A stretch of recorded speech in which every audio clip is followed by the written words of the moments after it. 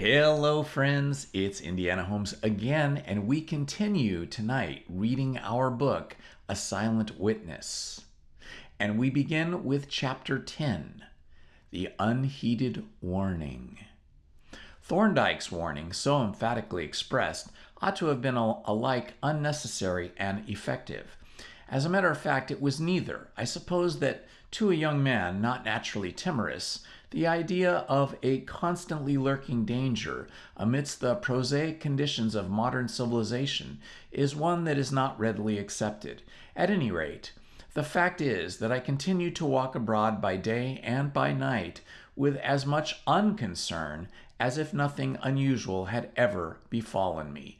It was not that the recollection of those horrible hours in the poisoned cellar had in any way faded. That incident I could never forget. But I think that in the back of my mind there is still lingered the idea of a homicidal lunatic, though that idea had been so scornfully rejected by Thorndyke.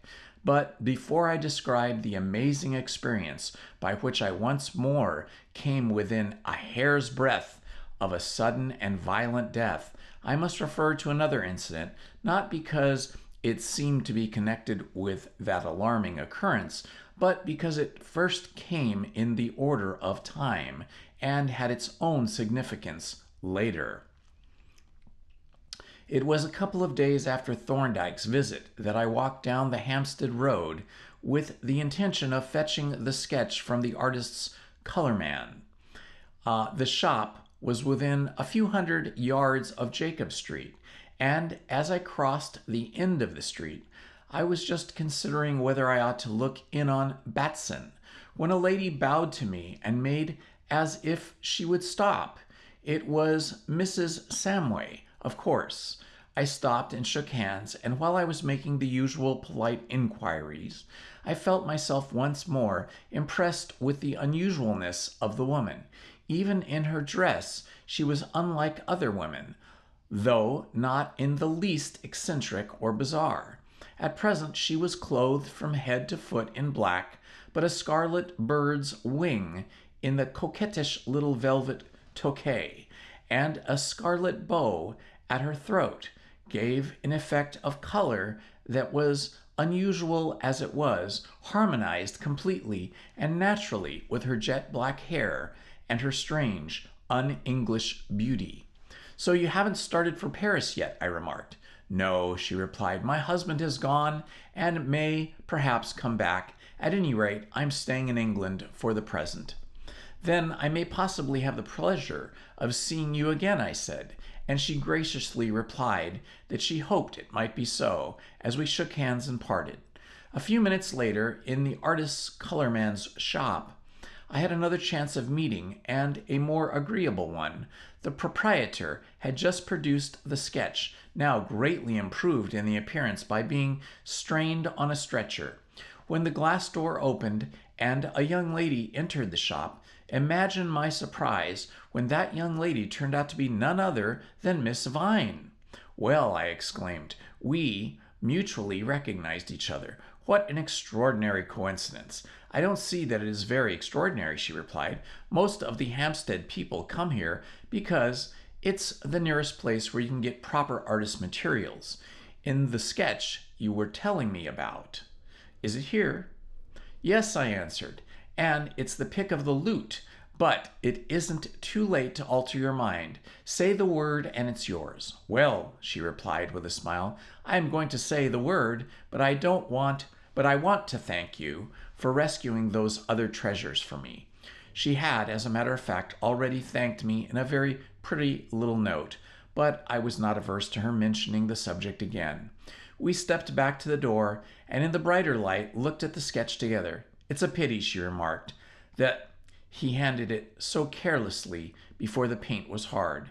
Those finger marks wouldn't matter a bit on a brush-painted surface, but on the smooth knife surface they are a rather disfigurement of the painting." She placed the sketch in my hand, and I backed nearer to the glass door to get a better light. Happening to glance up, I noticed that a sudden and very curious change had come over her, a look of haughty displeasure and even anger apparently directed at somebody or something outside the shop. For a few moments I took no notice. Then, half unconsciously, I looked round just as some person moved away from the door. I looked once more at Miss Vine. She was quite unmistakably angry. Her cheeks were flushed, and there was a resentful light in her eyes that gave her an expression quite new to me. I suppose she caught my inquiring glance for a moment, and she exclaimed, "Did you see that woman? I've never heard of such impertinence in my life." "What did she do?" I asked. "She came right up to the doorway and looked over your shoulder, and then stared at me in the most singular and insolent manner. I could have slapped her face." "Not through the glass door," I suggested, on which her anger subsided in a ripple of laughter as quickly as it had arisen. "What was the objectionable person like?" I asked. "Was she a charwoman or a slavery?" "Oh, not at all," replied Miss Vine. "Quite a ladylike looking person, except for her manners. Rather tastefully dressed, too, a black and vermilion scheme of color." The reply startled me a little. "Had she a scarlet bird's wing in her hat?" I asked. "Yes, and a scarlet bow at her throat." "I hope you are not going to say that you know her." It was a rather delicate situation. I could not actually disavow the acquaintance, but I did not feel inclined to have a black and scarlet fly introduced into the sweet-smelling ointment of our intercourse with the fair Sylvia. So I explained with great care and exact scope of the acquaintance, on which Miss Vine remarked that she supposed that the doctors could not be held responsible for the people they knew, and proceeded to make her purchases. I did not take the sketch away with me after all, for it occurred to me that I might as well leave it to be framed. But instead, I carried forth with me the parcel containing Miss Vine's purchases. I had not far to carry it, for she was returning at once to Hampstead. I was tempted to return for the sake of enjoying a chat with her, too, but discreetly withstood the temptation, and having escorted her to the tram, I turned my face south and walked away at a leisurely pace onto the jaws of an all unsuspected danger. It was some hours, however, before anything remarkable happened. My immediate objective was Lincoln's Inn Fields, where, at the College of Surgeons, a lecture of epidermic appendages was to be delivered by the Hunterian professor, and there, in the college's theater, I spent a delightful hour while the genial professor took his hearers with him on a personally conducted tour among structures that ranged from the plumage of the sunbird to the dermal plates of the crocodile, from the silken locks of beauty to the quills of the porcupine, or the mail of the armadillo. When I came out, the dusk was just closing in. It was slightly foggy that evening. The last glow of the sunset in the western sky lighted up the haze into a rosy background against which the shadowy buildings were relieved in shapes of cloudy gray. It was a lovely effect, an effect which, as London alone can show, and fugitive as a breath on a mirror. As I sauntered westward up the Strand, I presently bethought me that before the light should have faded completely, I would see how the effect looked by the riverside. Walking quickly down Buckingham Street, I came out onto the embankment and looked into the west, but the light was nearly gone, the shadows of the evening closing in fast, and the fog creeping up the river ushered in the night. I leaned on the parapet and watched the last glimmer die away, watched the darkness deepen on the river, and the faint lights on the barges moored on the southern shore at the first twinkle, pallidly, and then, fading out on the fog, thickened. I lit my pipe and looked down on the dark water swirling past, and gradually fell into the train of a half-dreamy meditation. Not for the first time since the occurrence, my thoughts turned to Mrs. Samway. Why had she stared at Miss Vine in that singular manner, if indeed it was really Miss Samway, and if she really had stared in the manner alleged? It was an odd affair, but after all, it did not very much matter. And this, my thoughts rambled off in a new direction. It was the cottage on the heath that they wandered this time. The picture of Thorndyke's cat-like prowlings and the pryings arose before me. That was very queer, too. Was it possible that this learned and astute man habitually went about eagerly probing into the personal habits and trivial actions of chance strangers? The apparently puerile inquisitiveness that he had displayed seemed totally out of character with all that I knew about the man. But then it often happens that the private life of public men develops personal traits that are surprising and disappointing to those who have only known them in connection with their public activities. I had become so completely immersed in my thoughts as to be almost oblivious of what was happening around. Indeed, there was mighty little happening. The gathering darkness and thin fog limited my view to a few square yards. Now and again, a muffled hoot from the lower river spoke of life and movement on the water, and at long intervals, an occasional wayfarer would pass along the pavement behind me. My reflections had reached the point recorded above, when a person emerged from the obscurity near the parapet and approached me as if to pass close behind me. I only caught the dusky shape indistinctly with the tail of my eye, so indistinctly that I could not say certainly whether it was a man or a woman. I was still gazing down at the dark water.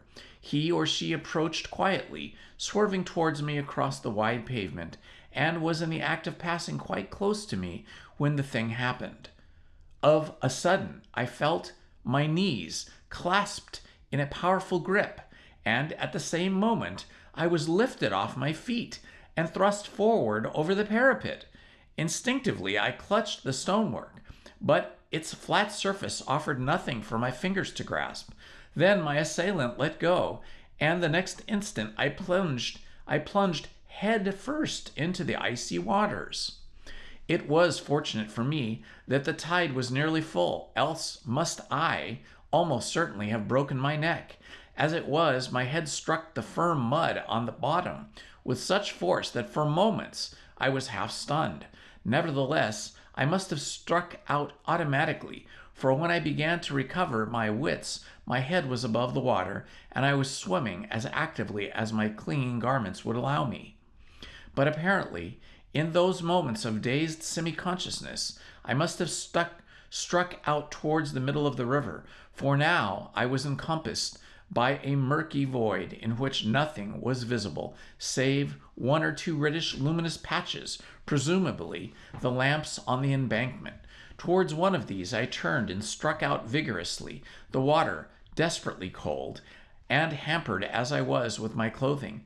I felt that I should not be able to keep myself afloat very long, strong swimmer as I was. The dim red nebulae of the unseen lamps moved past slowly, showing me that I was drifting down on an ebb tide. Before me, I knew, was the long, inhospitable wall of the embankment. True, there were some steps, if I was not mistaken by Cleopatra's Needle, but the question was whether I had not drifted past them already. I had given one or two lusty shouts as soon as I cleared my chest of the mouthful of water that I got in my first plunge, and I was now letting off another yell, when, out of the darkness behind me, came a prolonged hoot. I looked around quickly in the direction whence the sound came, and then became aware of the churning of the propeller. Almost at the same moment, a dim, ruddy smudge of a light broke through the darkness over the river, and I began rapidly to brighten until it took the form of the twin masthead lights of a tug with a vessel in tow. For a moment I hesitated. My first impulse was to avoid the danger of being run down. But suddenly I altered my mind, for as the tug bore down on me with a roaring of water and a loud clank of machinery, I saw that she was not absolutely end on, for her green starboard light, which had been for a moment visible, suddenly disappeared. Of what happened during the next few moments, I have but a confused recollection. A splashing and churning, with the loud wash of water, the throb of the engines, and glare of light, which blazed before my eyes for a moment, vanished in an instant into pitchy darkness. A huge black object, felt rather than seen, swept past before me, and then my hand clutched a wooden projection, and I felt myself dragged violently through the water. The projection that I had laid hold of was the lee board of a sailing barge, as I discovered when the rush of water banged me against it, and much ado I had to hold on, with the water dragging me as the spouting up over my head. But with the strength was left to me, I reached out the other hand and clawed hold of the dwarf bulwark over which the water was lapping, and so, with the last violent effort, contrived to drag myself up on the deck. I essayed to stand up, and did, in fact, succeed, but as the sensation suggested, those of a leaden statue.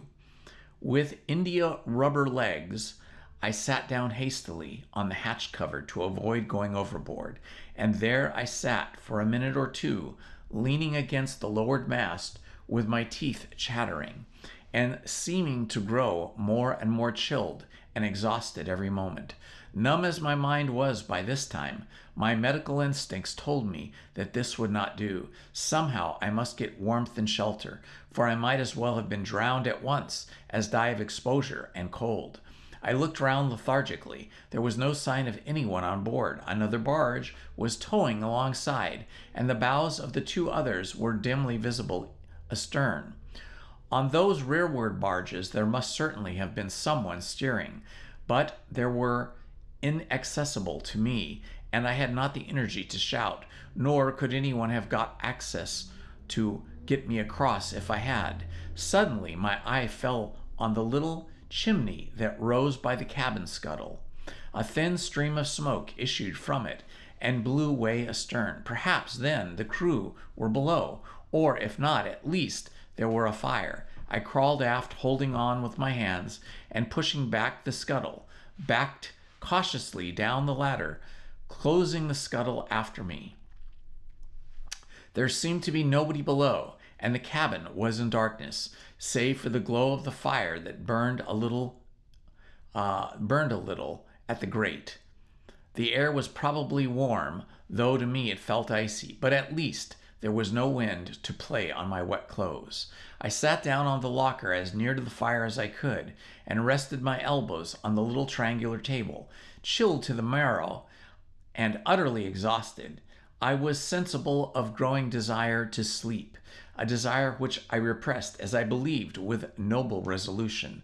But apparently my efforts in this respect were not so successful as I had supposed, for the next incident opened with suspicious suddenness. A vigorous shake, which dislodged one of my elbows, introduced the episode. I looked up, blinking sulkily, at a bright and most objectionably dazzling light, which further inspection showed to proceed from a hurricane lamp held by a rather dirty hand. "Here, wake up, mister," said the hoarse voice. "This here ain't the Hotel Cecil, you know." I sat up and stared vaguely at the speaker, or at least the holder of the lamp, but could not think of anything appropriate to say. Then another voice emerged from nowhere in particular. "'E's been overboard, that's where he's been." "Any fool can see that," said the first man. "But the question is, who is and what is he doing in my cabin? Who are ye, mister?" Now that would seem to be a perfectly simple and straightforward answer, but it is not so simple as it seems. To complete stranger, the bare mention of a name is unilluminating. Further explanations are needed, and at that moment I did not feel equal to the explanations. Besides, I was not so far clear on the subject myself. Consequently, I preserved a silence, which perhaps was wooden rather than golden. "D'ye 'ear?" persisted the first man. "I'm speaking to ye. Can you answer the question?" "What's the good of asking questions of a man who's been a rammin'? He's a crumpet against the bottom of the river, protested the other man. What d'yer mean? Demanded the first mariner. Can't ye see? Retorted the other. As he's took the ground, he's Ed. Here the first mariner, Lucifer, or lamp-bearer, wiped his hand over the top of my head and then examined the tip of his forefinger critically as though it were arming of a deep-sea lead. You're all right, Abel, said he. That's mud at the bottom, he is. He must have took a regular header, suicide perhaps, and altered his mind, found it a bit dampening. What he'd expected. Put the kettle on, Abe. From this moment, the two mariners treated me as if I'd been a lay figure. Silently, they peeled off my wet clothes and dried my skin with vigorous friction, as if I had been a wet deck. They not only asked no further questions, but when I would have spoken, they urged me to economize my wind. They inducted me into stiff and hairy garments of uncouth aspect, and finally Abe set before me, on the table, a large earthenware mug, the contents of which steamed and diffused through the cabin a strong odor of Dutch gin. You get outside that, mister, said the luminiferous mariner, who turned out subsequently to be the skipper, and then you'd best turn in. The treatment was not strictly orthodox, but I obeyed without demur. Most people would have done the same under the circumstances. But the process of getting outside, it took time, for the grog was boiling hot, and I had been brewed with a flexible wrist. By the time that had emptied the mug, I was not only revived, but, so far as my memory serves, rather disposed to be garrulously explanatory and facetious. I even felt a slight inclination to sing, but my friends would stand no nonsense. As soon as the mug was fairly empty, they bundled me neck and crop into a sort of elongated cupboard and proceeded to pile on me untold quantities of textile fabrics, including complete suit of oilskins. Then they commanded me to go to sleep, which I believe I must have done almost instantly. Chapter 11. A chapter of incidents. Awakening in a strange place is always a memorable experience, especially to the young, in whom the capacity for novel sensations has not yet been exhausted by repetition. When I emerged, somewhat gradually, from the unconsciousness of my sleep, my first impressions concerned themselves with the unusual appearance of the bedroom wall and its remarkable proximity to my nose. I further noticed that the bedstead had become inexplicably tilted, and that the house appeared to be swaying. And as I mused on these phenomena, with vagueness of a half-awake, a loud voice proceedingly, apparently from the floor above, roared out the mystic words, "Lee! Oh!" Whereupon there ensued a sound like the shaking of colossal tablecloths and a loud clanking of chains, and my bedstead took a sharp tilt to the opposite side. This roused me pretty completely, and turning over in the bunk, I looked out into the barge's cabin. It was broad daylight, and evidently not early, for a square patch of sunlight crept to and fro on the little table, whence presently I slipped down to the floor and slithered about unsteadily, as if Phoebus had overdone his morning dram and could not drive his chariot straight. I watched it lazily for some time, and then, becoming conscious of a vacancy within, crept out from under the mountain of bedclothes and made my way to the ladder. As I put my head through the companion hatch, a man who stood at the wheel regarded me stolidly. "So you've woke up, have yer?" said he. "Thought you was going right round the clock. Abel, he's woke up. Tell young Ted to stand by with them hegs, and that's a dick." Here Abel looked round from behind the luff of the mainsail, and having verified the statement, conveyed the order to some invisible person in the forepeak. Then he came aft with an obvious air of business. The time for explanations had arrived. Accordingly, I proceeded to pitch them my yarn, as they expressed it, to which they listened with polite attention and manifest disappointment, clearly regarding the story as a fabrication from beginning to end.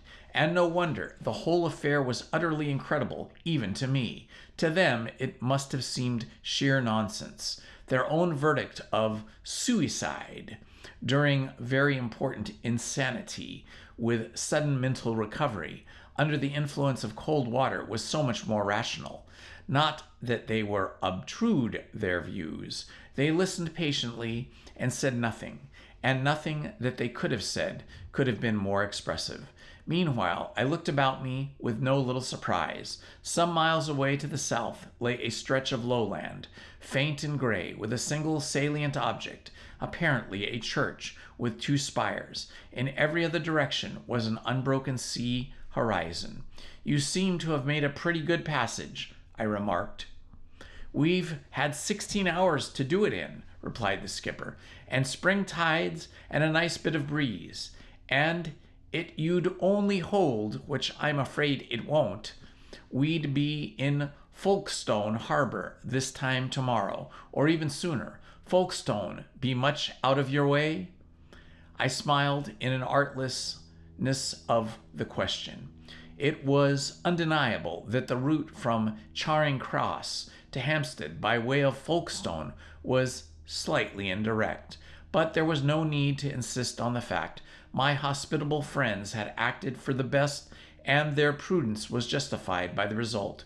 For here I was, not a whit the worse for my ducking, save that I badly wanted a bath.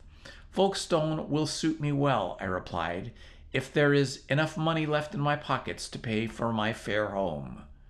"That's all right," said the skipper. "I cleared out your pockets myself. You'll find the things in the mug in the starboard locker. Better overhaul 'em when you go below and see if you've dropped anything. Here comes young Ted with your grub." As he spoke, the apprentice rose through the forehatch like a stage apparition, if one can imagine an apparition burdened with a tin teapot, 2 eggs, and an attic, and came grinning along the weather-side deck, to vanish through the cabin hatchway. I followed gleefully, and almost before young Ted had finished the somewhat informal table arrangements, fell on the food with voracious joy. "If you want any more eggs or anything," said the apprentice, "all you've got to do is to touch the electric bell, and the waiter'll come and take your orders." And having delivered this delicate shaft of irony, he presented me with an excellent back view of a pair of brown dreadnoughts as he retired up the ladder. As I consumed the rough but excellent breakfast, I reflected on the strange events that had placed me in my present odd situation. For the first time, I began fairly to realize that I was in some way involved in a nexus of circumstances that I did not in the least understand. I had an enemy, a vindictive enemy too, in whose eyes mere human life was a thing of no account. But who could he be? I knew of no one on whom I had ever inflicted the smallest injury. I bore no man any grudge, and had never, to my knowledge, had unfriendly dealings with any human creature. Was this inveterate enemy of mine anyone whom I knew, or was he some stranger whose path I had crossed without knowing it, and whom I should not recognize even if I saw him? The last supposition was highly disquieting, especially as it seemed rather probable, for if in my enemy was unknown to me, what precautions could I take? Then again, there was the question, what was the occasion of this extraordinary vendetta? What had I done to this man that he should pursue me with such deadly purpose?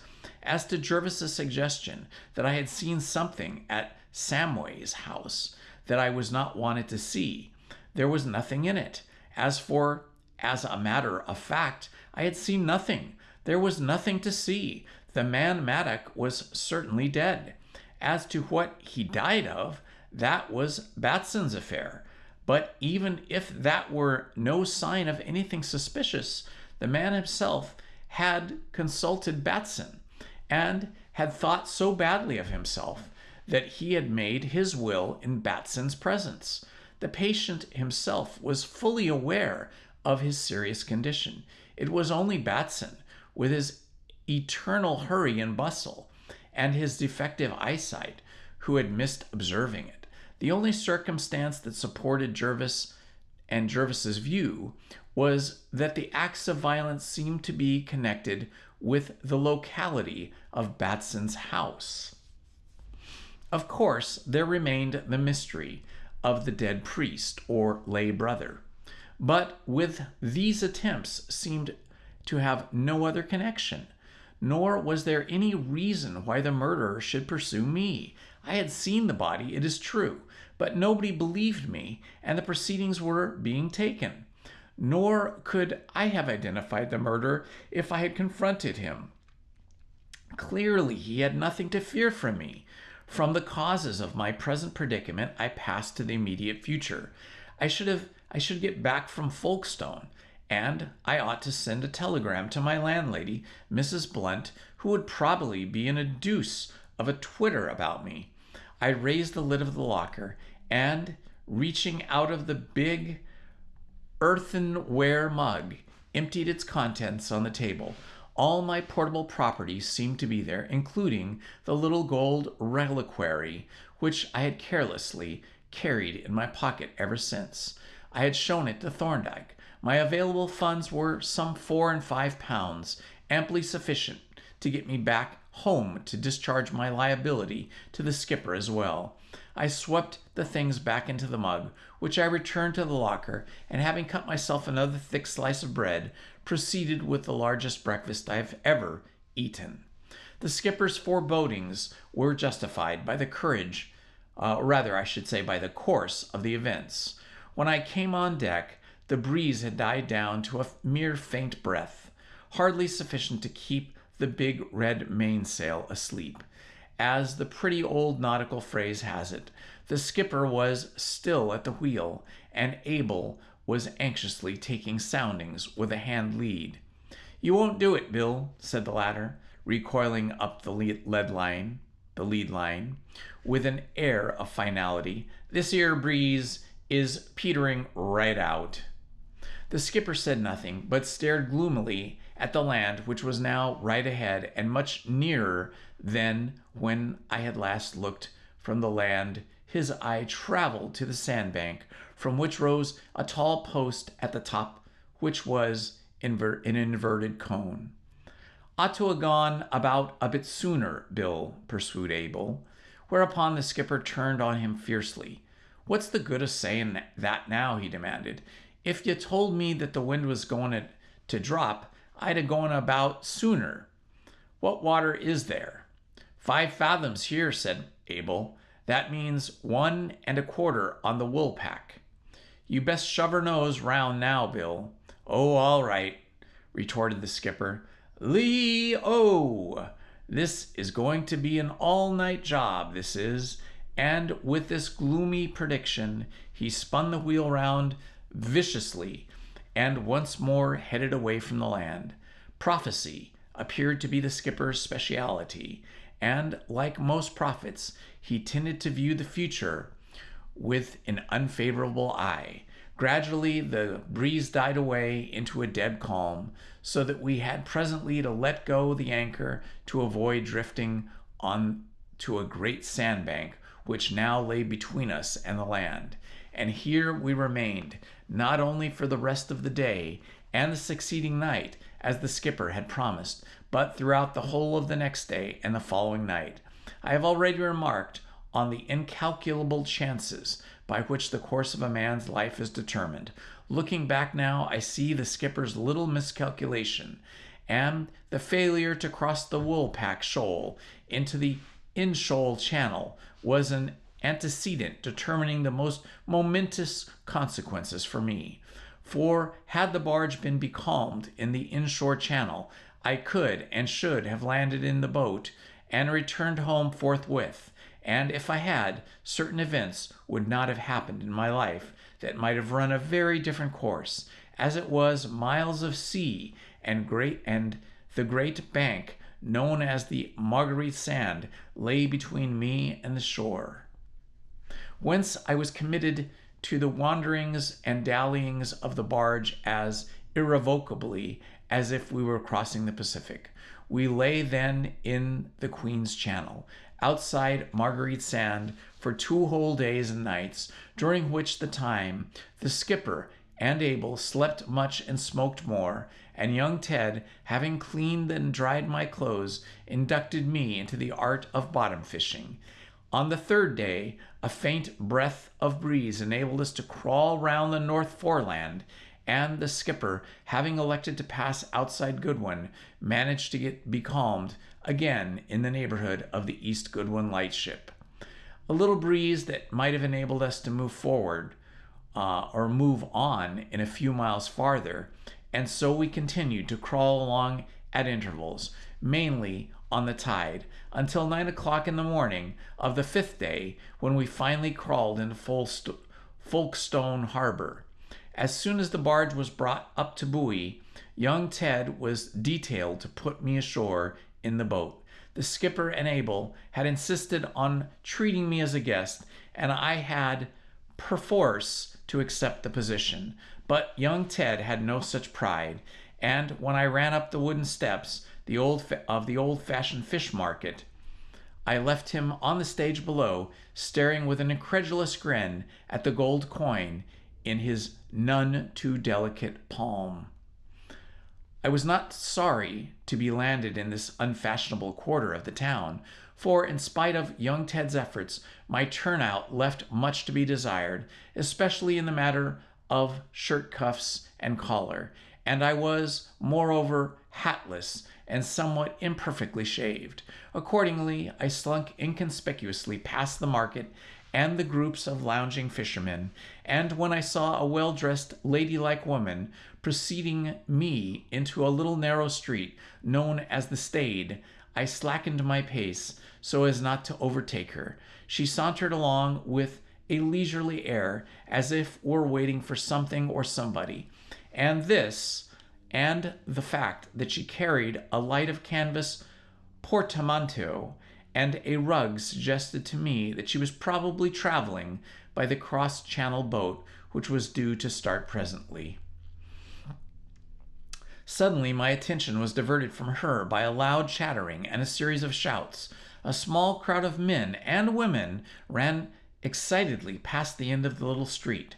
The chattering rapidly drew nearer, and then a horse with a light van swept round the corner and, passing under the archway, advanced at a furious gallop. Evidently the horse had bolted, and now, mad with terror, dashed forward with trailing reins, zigzagging erratically and making the van sway to and fro, so that it took up the whole of the narrow street. A few wayfarers darted into the doorways and sheltered in corners, and I was about to secure my own safety in a similar manner when I noticed that the woman in front of me had apparently become petrified in terror, for she stood still, gazing helplessly at the approaching horse. It was no time for ceremony. The infuriated animal and swaying van were thundering up the streets like an insane juggernaut. With a hasty apology, I seized the woman from behind and half dragged, half carried her to the opening of a little yard beside a sail loft. And even then I was hardly quick enough, for as the van roared past, some projecting object struck me between the shoulders and sent me flying face downwards onto a pile of tarred drift net.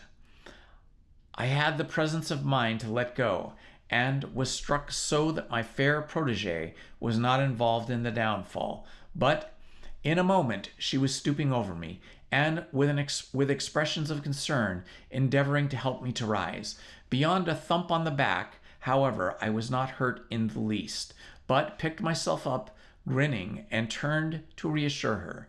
And then I really did get a shock, for as I turned, the woman gave a shriek, and fell back on the steps and the sail loft, gasping and staring at me with an expression of utmost astonishment and terror. I supposed by the accident had upset her nerves, but to be sure my own received, as I have said, a pretty severe shock, for the woman was Mrs. Samway. We remained for a moment or two gazing at one another in mute astonishment. Then I recollected myself and advanced to shake hands, but to my discomfort she shrank away from me and began to sob and laugh in an unmistakably hysterical fashion. I must confess that I was somewhat surprised at these manifestations in so robust a woman as Mrs. Samway. Unreasonably so, indeed, for all womankind are more or less prone to hysteria, but whereas the normal woman tends to laugh and cry, the weaker vessels develop inexplicable diseases with a tendency to social reform and emancipation. I put my best bedside manner on at once, and as a matter of fact and persuasiveness. "You seem quite upset," I said, "and all about nothing, for the poor beggar of a horse must be half a mile away by now." "Yes," she answered shakily. "It's ridiculous of me, but it was all so sudden and so—" Here she laughed noisily, and as the laugh ended in a portentous sniff, I hastened to continue the conversation. "Yes, it is a bit of a facer to see the beast coming up the street as if it was Tottenham Corner. Why on earth didn't you get out of the way?" "I am sure I don't know," she answered. "I seem to be paralyzed and idiotic and—" Here the laughter began again. "Well," I interrupted cheerfully, "you didn't get rolled on those tarred nets, so that's something to be thankful for." This was a rather unlucky shot, for the semblance of facetiousness started a most alarming train of giggles, interrupted by rather loud sobs. But at this point, a new curative influence made itself manifest. Two smack boys halted outside the opening of this and surveyed her with frank interest and pleased surprise. Simultaneously, an elder mariner appeared at the door of the sail loft, grasping a black bottle and a teacup, and rather slyly descending the steps, suggested that perhaps a drop of spirits might do the lady good. Mrs. Samway bounced off the steps, her hitherto pale cheeks aflame with anger. "I am making a fool of myself," she exclaimed. "Let us go away from here." She walked out into the street, and I, having thanked the old gentleman for his most efficacious remedy, followed. As soon as I caught up to her, she turned on me quickly and held out her hand. "Goodbye, Dr. Jardine," she said, "and thank you so very much for risking your life for a wretched giggling woman." "Oh, you're not going to send me packing like this," I protested, "when we've hardly said good morning.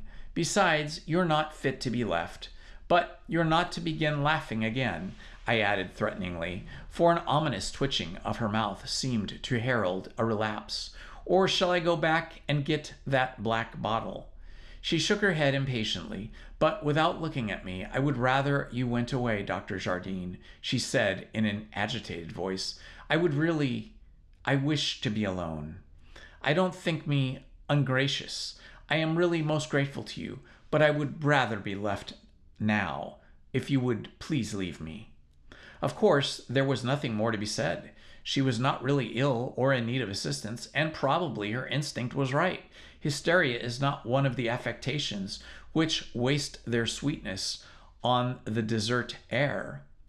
I shook her hand cordially, and advising her to keep out of the way of stray vans and horses, once more pursued my own way towards town, meditating as I went on the oddity of the whole affair. It was an astonishing coincidence, and I should run against this woman in the out-of-the-way place as I had. I had left her but a few days since, apparently firmly rooted in Hampstead Road, and now, behold, as I step ashore from the barge, she is almost the first person I meet, and yet the coincidence, which had evidently hit her as hard as it hit me, like most coincidences, tended to disappear on a closer inspection. The only odd feature was my presence in Folkestone. As to why Miss Samway, she had probably sent for by her husband and was crossing by boat, and that was now due to start.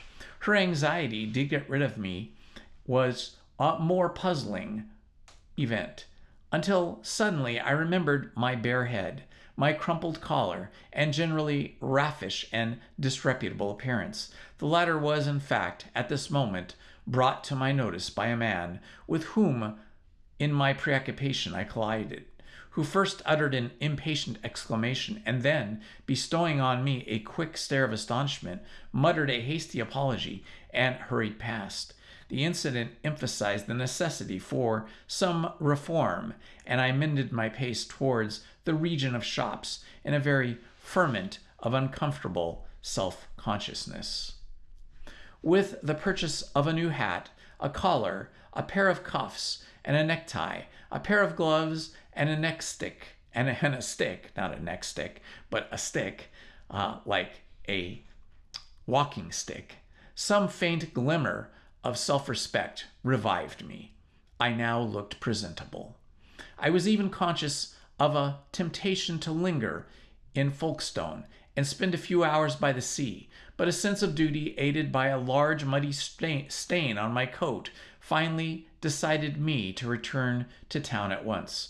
Accordingly, having sent off a telegram to my landlady and ascertained that a train left for London in about 20 minutes, I betook myself to the station.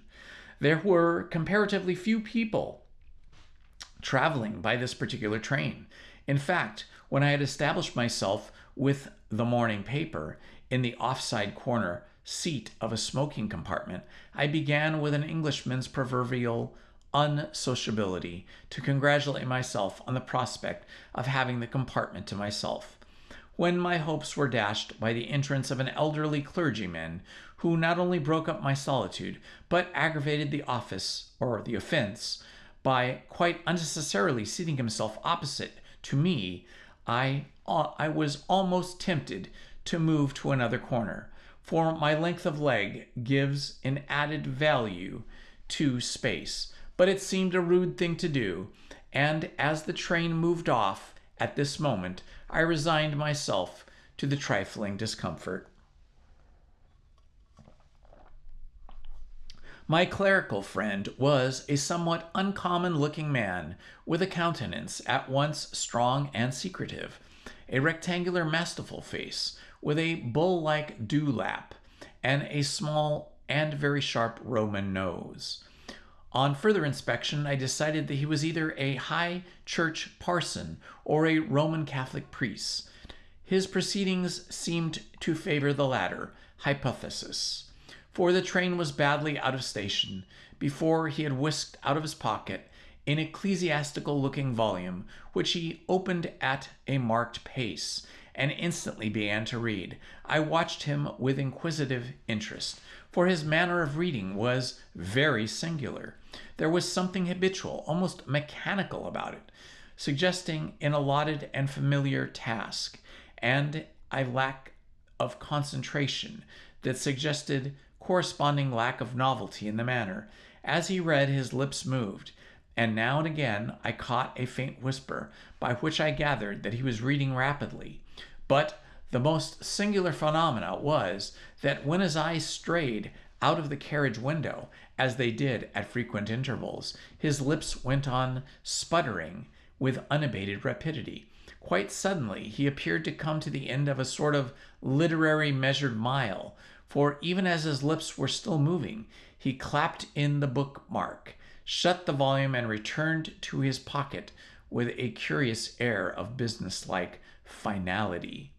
As his eyes were no longer occupied with the book, my observations had been suspended, and my attention was now turned to my own affairs. Putting my hand in my coat pocket for my pipe and pouch, I became aware of a state of confusion in the said pocket, which I had already noticed when making my purchases. The fact is that I had nearly come away from the barge without my portable property. It was only at the last moment that the skipper, remembering the mug, had fetched it and hurriedly from the locker and shot its contents bodily into my pocket. And the present seemed a good opportunity for distributing the various articles among their proper receptacles. Accordingly, I turned out the whole pocketful on the seat of my side, and a remarkably miscellaneous collection formed, comprising knives, pencils, matchbox, keys, and minor implements of my craft, and various other objects, useful and useless, including the little gold reliquary. My neighbor opposite was, I think, quite interested in my proceedings, though he kept a dignified pretense of being entirely unaware of my existence. Only for a while, however. Suddenly he sat up, very wide awake, and slewing his head round, stared with undisguised intentness on my little collection. I guessed at once what it was that attracted his attention. A cleric would not be thrilled by the sight of a clinical thermometer or an ophthalmologic scope. It was the reliquary that had caught his eye. That was an article in his own line of business. With deliberate mischief, I left the little bauble exposed to view, as I very slowly and methodically conveyed the other things one by one, each to its established pocket. Last of all, I picked up the reliquary and held it resolutely, as if debating where I should stow it. And at this point his reverence intervened, unable any longer to contain his curiosity. "That is a very remarkable little object, sir," he said in excellent Anglo-German. "Might one presume to ask what its use is?" I handed the reliquary to him, and he took it from me with ill-disguised eagerness.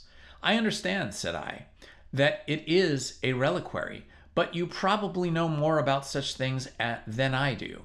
I haven't opened it, so I can't say what's inside." He nodded gravely. "So, I am glad to hear you say that. Probably there is inside some holy relic. This ought not to be touched excepting by pious hands." He turned the case over, and putting on a pair of spectacles, which he had not appeared to require for reading closely, scrutinized the inscriptions, and even the wisp of the cord that remained attached to the rings. "You say," he resumed, without raising his eyes, "that you understand that this is a reliquary? Do you then know the person who gave it to you? Did he not tell you that it contained?" "It wasn't given to me at all," I replied. "In fact, it wasn't properly mine. I picked it up and am merely keeping it until I find the owner." He pondered this statement with a degree of profundity that seemed rather out of proportion to its matter, and he continued to gaze at the reliquary, never once raising his eyes to mine. At length, after a considerable pause and most unnecessary amount of reflection, he asked, "Might one ask, if you shall pardon my curiosity, where you found this little object?" I hesitated before replying. My first and natural impulse was to tell him exactly and under what circumstances I had found the object. But the way in which my information had been received by the police had made me rather chary of offering confidences, besides which I had half promised them not to talk about the affair, and, after all, it was no business of this good gentleman's where I found it. My answer was, therefore, not very explicit. "I picked it up on a lane in Hampstead, near London." "At Hampstead," he repeated. "So that would be a very good place to find such things.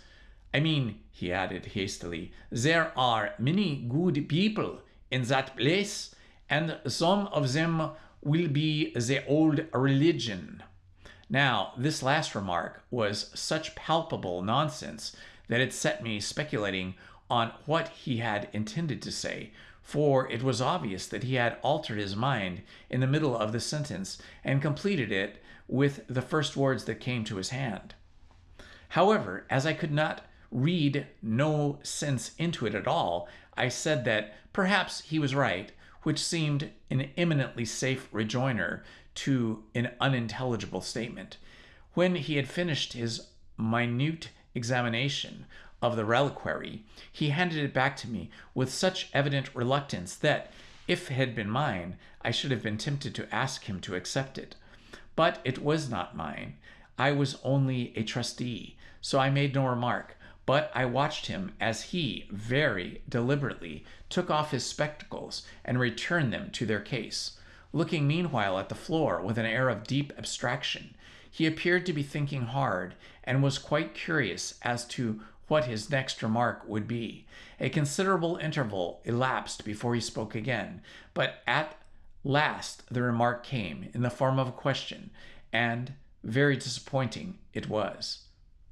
"You are not, perhaps, very much interested in relics and reliquaries?" As much a matter of fact, I didn't care 2 stars for either, and one or the other.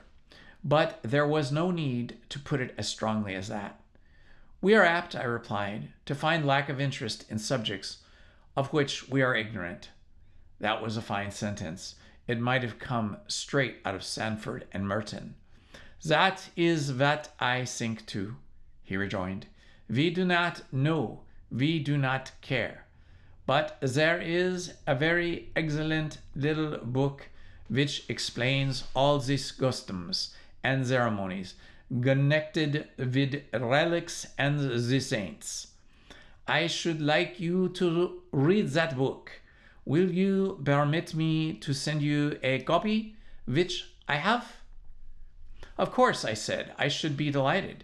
It was an outrageous falsehood, but what else could I say? "Then," he said, "I shall have a great pleasure in sending it to you if you will kindly tell me how I shall address it."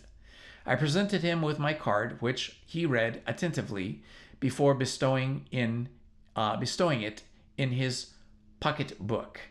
"I see," he remarked, "that you are a doctor of medicine. It is a fine profession.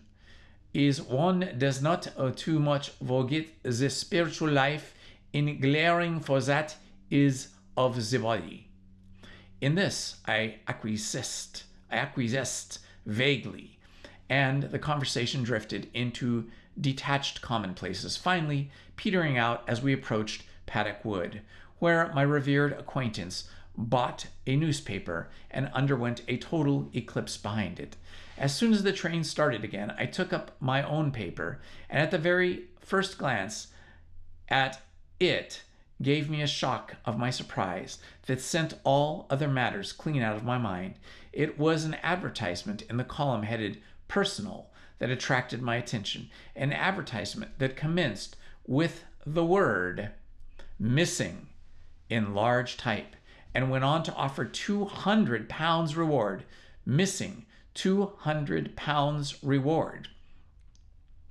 It read, "Whereas on the 14th, Dr. Humphrey Jardine disappeared from his home and his usual places of resort, the above reward will be paid to any person who shall give information as to his whereabouts, if alive, or the whereabouts of his body, if dead. He was last seen at 12:20 p.m.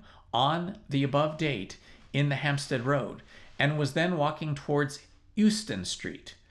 The missing man is about 26 years of age, is somewhat over 6 feet in height, of medium complexion, has brown hair, gray eyes, straight nose, and a rather thin face, which is clean shaved. He was wearing a dark tweed suit and soft felt hat. Information should be given to Hector Broadrib, Esquire, 65, New Square, Lincoln's Inn, by whom the above reward will be paid. Here was a pretty state of affairs. It seemed that while I was placidly taking events as they came, smoking the skipper's tobacco and bottom fishing with young Ted, my escapade had been producing somewhere a most almighty splash. I read the advertisement again with a self-conscious grin, and out of it there arose one or two rather curious questions. In the first place, who was the deuce that was Hector Brodrib? Who was that person? And what concern was I of his? And how came he to know I was walking down Hampstead Road at 12:20 on the 14th? I felt very in doubt that it was actually Thorndyke who was tweaking the strings of the Brodribbin puppet. But even this left the mystery unsolved. For how did Thorndyke know?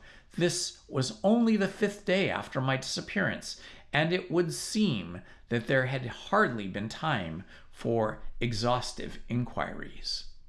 Then another highly interesting fact emerged. The only person who had seen me walk away down Hampstead Road was Sylvia Vine, whence it followed that Thorndyke, or the mysterious Brodrib, had in some way got in touch with her. And reflecting on this, the mechanism of the inquiry came into view. The connecting link was, of course, the sketch. Thorndyke had himself left the canvas with Mrs. Robinson, or with Mr. Robinson, I should say, and the artist's colormen, and he must have called to inquire if I had collected it. Then he would have been told of my meeting with Miss Vine, and as she was a regular customer, Mr. Robinson would have been able to give her address. It was all perfectly simple, the only remarkable feature being the extraordinary promptitude with which the inquiry had been carried out, which went to show how much more clearly Thorndyke had realized the danger that surrounded me than I had myself. These various reflections gave me full occupation during the remainder of the journey, extending themselves into consideration of how I should act in the immediate future. My first duty was obvious: to report myself to Thorndyke without delay, after which I persuaded myself it would be highly necessary for me personally to reassure the fair and perhaps anxious Sylvia as to know why this to be managed. I was not quite clear, and in spite of the most profound cognition, I had reached no conclusion when the train rumbled into Charing Cross. And that, my friends, is the end of chapter 11. Oh, this mystery and intrigue is profoundly mysterious. I say, all of these people who seem to be random acquaintances seem to somehow now be congealing or gathering round in some way to have some connection that both raises questions and starts to focus us more closely on the events that might have happened and are still happening. At any rate, I find it interesting. I hope you do too. That's all for tonight, so I will see you all again tomorrow night at 6 p.m. Love to you all, and good night. This has been Indiana Holmes. Bye-bye. Please hit the like button, subscribe, and hit the notifications button. Thank you very much.